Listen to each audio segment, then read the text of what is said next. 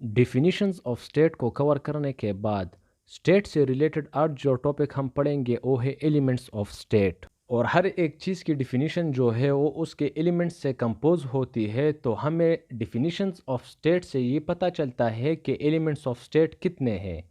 So the organization of a state must have the following four essential elements: population, territory, government and sovereignty. अब चलते हैं इनके explanation की तरफ। अब किसी भी रियासत के क़याम के लिए जो है पहला एसेंशियल जो है वो पॉपुलेशन है, क्योंकि लोगों के बगैर जो है वो रियासत नहीं बनती। अब ये पॉपुलेशन ये ज़्यादा भी हो सकती है और कम भी हो सकती है, लेकिन ये जनरल रूल है कि पॉपुलेशन ना तो बहुत ज़्यादा हो और ना बहुत ज़्यादा कम हो। And the population of a state consists of citizens, subjects and aliens. और पॉपुलेशन कहते किसे है तो a distinct group of individuals which forms a nation or have common characteristics।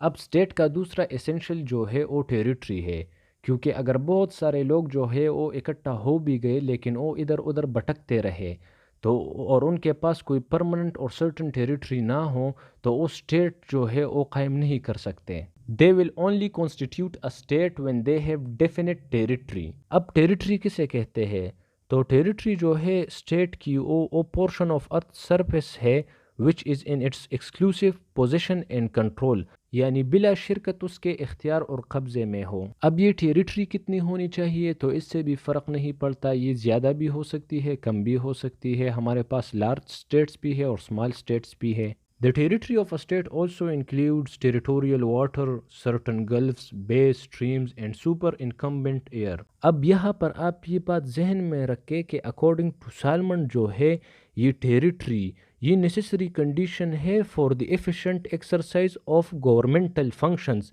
ना कि for the existence of a state. अब state का तीसरा एसेंशियल एलिमेंट जो है वो गवर्नमेंट है, और गवर्नमेंट जो है वो मशीनरी है जिसके ज़रिए से एडमिनिस्ट्रेशन ऑफ अ कंट्री जो है वो काम करती है और चलती रहती है, या जिसके पास जो है वो पॉलिटिकल और सिविल पावर होता है और उसे अप्लाई करता है in directing the activities of the state. अब गवर्नमेंट के जो है वो 3 डिपार्टमेंट्स है: लेजिस्लेचर, एग्जीक्यूटिव और जुडिशरी। तो लेजिस्लेचर जो है वो कानून को बनाता है और उसे इन्फोर्स कौन करता है, एग्जीक्यूटिव।